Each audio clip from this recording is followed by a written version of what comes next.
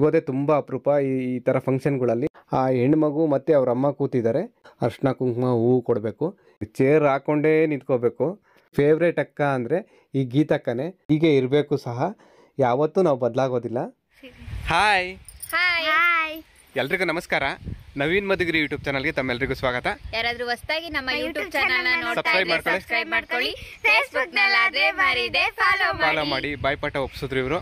ಅದೇ ಆ ಥರ ಸಬ್ಸ್ಕ್ರೈಬ್ ಫಾಲೋ ಮಾಡಿ, ವಿಡಿಯೋ ಇಷ್ಟ ಆದರೆ ನಮಗೂ ಸಪೋರ್ಟ್ ಮಾಡಿ. ಹೌದು, ನಮ್ಮ ಮೇಡಮ್ ಅವ್ರು ನೋಡ್ರಿ ಇವತ್ತು ಸ್ಯಾರಿ ಉಟ್ಕೊಂಡು ರೆಡಿ ಆಗಿಬಿಟ್ಟಿದ್ದಾರೆ. ನಮ್ಮ ಜಾಣೆ ಮಗಳು ಅಷ್ಟೇ ಲಂಗ ಬ್ಲೌಸು ಮತ್ತು ಹೂವು ಮುಡ್ಕೊಂಡಿದ್ದಾರೆ ನೋಡ್ರಿ. ಹೆಣ್ಮಕ್ಳು ಹೂವು ಮುಡಿದ್ರೇ ಚೆಂದ. ಈ ಹೂವಿಂದೇ ಒಂದು ಕತೆ ಐತೆ, ಅದೇನು ಹೇಳಮ್ಮ? ಹೂವು ಹೆಂಗೆ ನೀನು ತಂದಿದ್ದು ಕಟ್ಕೊಂಡಿದ್ದು? ನಾನು ಹೂವು ಏನ್ ಮಾಡ್ತೀನಿ ಗೊತ್ತಾ, ಮಳ ತರಲ್ಲ ಕಟ್ಟಿರೋ ಅಂತದ್ನ ಬಿಡಿ ಹೂವು ತಗೊಬಂದು ಮನೇಲೆ ಕಟ್ಕೋತೀನಿ. ಅದು ಮಳ ಅಲ್ಲ, ಮೊಳ ಅಂತಾರೆ, ಮಳ ಅಲ್ಲ. ಕನ್ನಡ ನೀಟಾಗಿ ಮಾತಾಡ್ರಿ. ಮೊಳ, ಒಂದು ಮೊಳ, 2 ಮೊಳ. ಅದು ಆಡುಭಾಷೆಲಿ ಹಂಗೆ ಮಳ ಅಂತಾರೆ ಬಿಡೋದು, ಏನಲ್ಲ. ಹೂವು ಅದೇ ಮೊಗ್ಗು ಎಷ್ಟೋ, ಅದು 100 ಗ್ರಾಮ್ ಮೊಗ್ಗು ತಂದಿದ್ದಲ್ಲ ನಾವು. 100 ಗ್ರಾಮ್ ಮೊಗ್ಗು ತಂದಿದ್ವಿ. 100 ಗ್ರಾಮ್ 60 ರೂಪಾಯಿ ಅಷ್ಟೇ. ಅಂದ್ರೆ ಅದು ಇವತ್ತು 60 ಐತೆ. ಮುಂದೆ ಒಂದೊಂದ್ ದಿನ ಒಂದೊಂದರ ರೇಟ್ ಚೇಂಜ್ ಆಗ್ತಾ ಇರುತ್ತೆ. ಮುಂದೆ ಇನ್ನೊಂದ್ ದಿನ 80 ಆಗ್ಬೋದು, 100 ಆಗ್ಬೋದು. ಅದು ರೇಟ್ 20 ಆಗ್ಬೋದು. ನಾವು 120 ಇದ್ದಾಗ್ಲೂ ಸಹ ತಂದು ಈ ತರ ಕಟ್ಕೊಂಡಿದೀವಿ. ಏನಾದ್ರೂ ಹೊರಗಡೆ ಹೋದಾಗ ಅಲ್ಲಿ ಮುಡ್ಕೋಬೇಕು ಅಂದ್ರೆ ಮೊಳ ತಗೋತೀವಿ. ಎಲ್ಲಾದ್ರೂ ಫಂಕ್ಷನ್ ಇತ್ತು ಅಥವಾ ಏನಾದ್ರೂ ಪೂಜೆ ಇತ್ತು, ಹಬ್ಬ ಇತ್ತು ಅಂತ ಟೈಮಲ್ಲಿ ಮೊಗ್ಗು ತಂದ್ಬಿಡ್ತೀವಿ. ಸಾಯಂಕಾಲ ಮೊಗ್ಗು ತಗೋ ಬಂದ್ಬಿಟ್ರೆ ಮಧುಗಿರಿಗೆ ಹೋಗ್ಬಿಟ್ಟು ಬೆಳಿಗ್ಗೆ ರಾತ್ರಿ ಬಿಟ್ಟು ಎತ್ತಿರ್ತೀನಿ. ತುಂಬಾ ಒದಿಯಾಗಿ ಕಟ್ಟಾರ ನೋಡಿ ನಮ್ಮ ಶ್ರೀಮತಿಯರು. ಎಷ್ಟು ನೀಟಾಗಿ ಒದಿಯಾಗಿ ಕಟ್ಟಿದ್ದಾರೆ. ಓ, ನನ್ನ ಮಗಳನ್ನ ತೋರಿಸ್ಬೇಕಾ?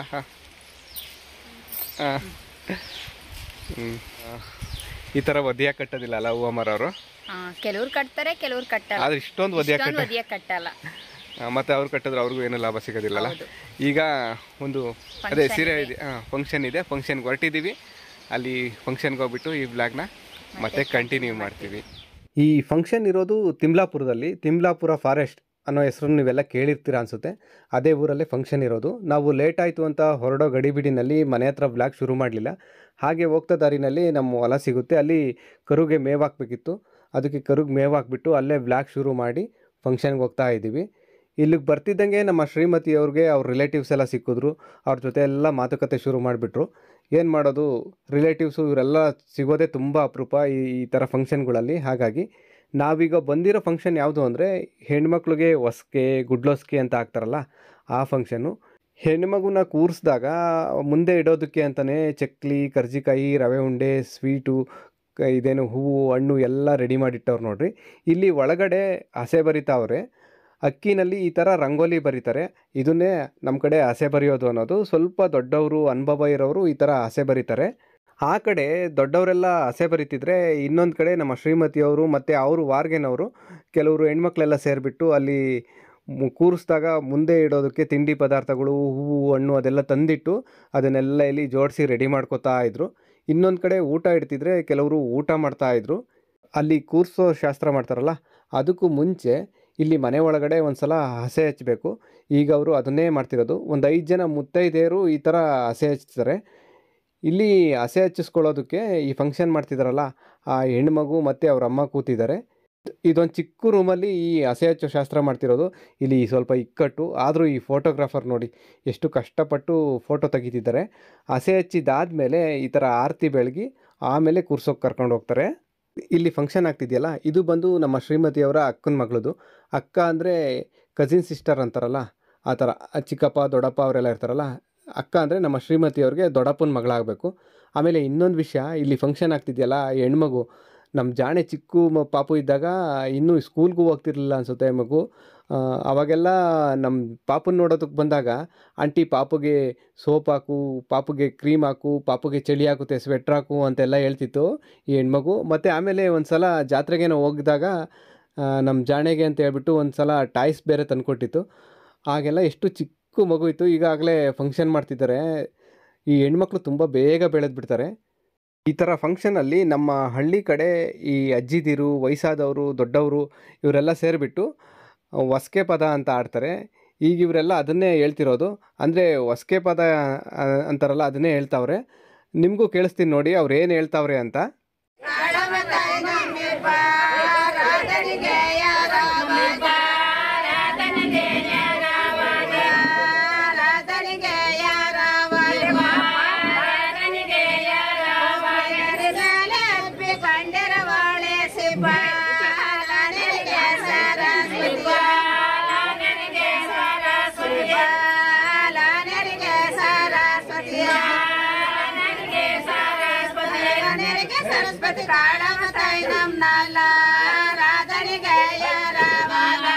ಈ ಥರ ಫಂಕ್ಷನ್ ಮಾಡಿದಾಗ ಸೋದ್ರು ಮಾವ ಅಂದರೆ ಅಮ್ಮ ಇದ್ದಾರಲ್ಲ ಅವ್ರ ತಮ್ಮನೋ ಅಣ್ಣನೋ ಏನಾದರೂ ಉಡುಗೊರೆ ಕೊಡಬೇಕು. ಅವ್ರವ್ರ ಶಕ್ತಿ ಅನುಸಾರ ಅಂತಾರಲ್ಲ, ಹಾಗೆ ಅವ್ರ ಕೈಯಲ್ಲಿ ಎಷ್ಟಾಗುತ್ತೋ ಅಷ್ಟು ಕೊಡ್ತಾರೆ. ಅದರಲ್ಲೂ ಹೆಚ್ಚಾಗಿ ಬಂಗಾರನೇ ಉಡುಗೊರೆ ಕೊಡೋದು. ಇಲ್ಲಿ ಈ ಹೆಣ್ಮಗು ಇದ್ದಾರಲ್ಲ ಅವ್ರ ಅಜ್ಜಿ ಸೋದ್ರ ಮಾವನ ಪರವಾಗಿ ಒಂದು ಗೋಲ್ಡ್ ರಿಂಗ್ ಅಂದರೆ ಉಂಗುರ ಕೊಟ್ಟರು. ಒಂದು ಫಂಕ್ಷನ್ ಅಂದರೆ ಎಷ್ಟು ಜನ ಕೆಲಸ ಮಾಡ್ತಾರಲ್ವ, ಅಡುಗೆಯವರು, ಡೆಕೋರೇಷನ್ನವರು, ಫೋಟೋಗ್ರಾಫರು, ಹಿಂಗೆಲ್ಲ ಬೇರೆಯವ್ರು ಕೆಲಸ ಮಾಡಿದ್ದೆಲ್ಲ ನಾವು ಮರ್ತೋಗ್ಬಿಡ್ತೀವಿ. ಆದರೆ ಫೋಟೋಗ್ರಾಫರ್ ಮಾತ್ರ ಎಲ್ಲ ಮೆಮೊರಿಗಳ್ನೂ ಒಂದು ಆಲ್ಬಮ್ನಲ್ಲಿ ಕೂಡಿಟ್ಕೊಡ್ತಾರೆ. ಮುಂದೆ ಯಾವತ್ತಾದರೂ ಆಲ್ಬಮ್ ತೆಗೆದು ನೋಡಿದಾಗ ಫಂಕ್ಷನು ಹಿಂಗೆಲ್ಲ ಆಯಿತು, ಫಂಕ್ಷನ್ಗೆ ಇವರೆಲ್ಲ ಬಂದಿದ್ದರು, ಇಷ್ಟೆಲ್ಲ ಚೆನ್ನಾಗಿ ಫಂಕ್ಷನ್ ಆಯಿತು ಅಂತ ನಾವು ನೆನ್ಪು ಮಾಡ್ಕೋತೀವಿ, ಮಾತಾಡ್ಕೋತೀವಿ. ಇದೊಂಥರ ಹೆಣ್ಮಕ್ಳು ಫಂಕ್ಷನ್ನು. ಹೆಣ್ಮಕ್ಳೇ ಹೆಚ್ಚಾಗಿ ಬರೋದು. ಬಂದವರು ಇಲ್ಲೆಲ್ಲ ಕೂತಿರ್ತಾರಲ್ಲ ಅವ್ರಿಗೆಲ್ಲ ಅರ್ಶಿನ ಕುಂಕುಮ ಹೂವು ಕೊಡಬೇಕು. ಇಲ್ಲಿ ಅರ್ಶಿನ ಕುಂಕುಮ ಹೂವು ಎಲ್ಲ ಕೊಡ್ತಾ ಇರ್ತಾರೆ ಒಬ್ಬರು. ಮತ್ತು ಇನ್ನೊಬ್ಬರು ಅವ್ರಿಗೆ ಸ್ವೀಟ್ ಏನಾದರೂ ಕೊಡಬೇಕು. ನಮ್ಮ ಶ್ರೀಮತಿ ಅವ್ರು ನೋಡ್ರಿ, ಅದಕ್ಕೆ ಬೂಂದಿ ಪಾಕೆಟ್ ಕೊಡ್ತಾ ಇದ್ದಾರೆ ಅವ್ರಿಗೆಲ್ಲ, ಕೂತಿರೋರಿಗೆಲ್ಲ. ಇಲ್ಲಿ ಬಂದಿರೋರೆಲ್ಲ ಏನಾದರೂ ಗಿಫ್ಟ್ ತಂದಿರ್ತಾರೆ. ಇಲ್ಲಿ ಕೂರಿಸಿದ್ದಾರಲ್ಲ ಆ ಹೆಣ್ಮಗುಗೆ ಅವರೆಲ್ಲ ಗಿಫ್ಟ್ ಕೊಟ್ಬಿಟ್ಟು ಫೋಟೋ ತೆಗೆಸ್ಕೊಂಡು ಊಟ ಮಾಡಿ ಹೋಗ್ತಾರೆ. ಇಷ್ಟೇ ಫಂಕ್ಷನ್ನು. ಆದರೆ ಇವ್ರು ಹೋಗ್ಬೇಕಾದ್ರೆ ಹಾಗೆ ಕಳಿಸ್ಬಾರ್ದು. ಇವ್ರಿಗೆ ಒಂದು ಸ್ವಲ್ಪ ಸಿಹಿ, ಖಾರ, ಹಣ್ಣು, ಹೂವು ಎಲ್ಲ ಕೊಟ್ಟು ಕಳಿಸ್ಬೇಕು. ಅದನ್ನು ಪ್ಯಾಕ್ ಮಾಡೋದಕ್ಕೆ ಅಂತ ಹೇಳ್ಬಿಟ್ಟು ಇವರೆಲ್ಲ ಇಲ್ಲಿ ರೆಡಿ ಮಾಡ್ಕೋತಿದ್ದಾರೆ ನೋಡ್ರಿ. ಬಾಳೆಹಣ್ಣು ಏನೇನೋ ರೆಡಿ ಮಾಡ್ಕೋತಾ ಇದ್ದಾರೆ. ಮತ್ತು ಅದನ್ನು ಪ್ಯಾಕ್ ಮಾಡೋದಕ್ಕೆ ಕವರ್ ಬೇಕಲ್ಲ, ಆ ಕವರು ಒಂದು ಪ್ಯಾಕಲ್ಲಿತ್ತಲ್ಲ, ಆ ಕವರು ಸ್ವಲ್ಪ ನೀಟಾಗಿ ತೆಗೆಯೋದಕ್ಕೆ ಓಪನ್ ಮಾಡೋದಕ್ಕೆ ಬರ್ತಿರಲ್ಲ ಅಂತ ಹೇಳ್ಬಿಟ್ಟು ಇಲ್ಲಿ ಕೊಟ್ಟಿದ್ರು. ನಮ್ಮ ಜಾಣೆ ಮಗಳೂ ಎಲ್ಲ ಓಪನ್ ಮಾಡಿ ಕೊಡ್ತಿದ್ಲು, ಒಂದೊಂದೇ ಕವರು. ತುಂಬ ಜಾಸ್ತಿ ಕವರ್ಗಳಿದ್ವಲ್ಲ, ಅದಕ್ಕೆ ಇಲ್ಲೂ ಸ್ವಲ್ಪ ಒಂದು 5-6 ಜನ ಸೇರಿ ಅದನ್ನೆಲ್ಲ ಕವರ್ಗಳನ್ನೆಲ್ಲ ಓಪನ್ ಮಾಡಿ ಕೊಡ್ತಾವ್ರೆ. ಆ ಕಡೆ ಒಬ್ಬರು ಅದನ್ನೆಲ್ಲ ಪ್ಯಾಕ್ ಮಾಡಿ ತುಂಬಿಸಿ ಪ್ಯಾಕ್ ಮಾಡಿ ಇಡ್ತಾವ್ರೆ ಕೊಡೋದಕ್ಕೆ ಅಂತೇಳಿ. ಇವನು ನಮ್ಮ ಶ್ರೀಮತಿಯವರ ಅಕ್ಕನ ಮಗ, 6.2 ಐಟವನೇ ಮಾರಾಯ.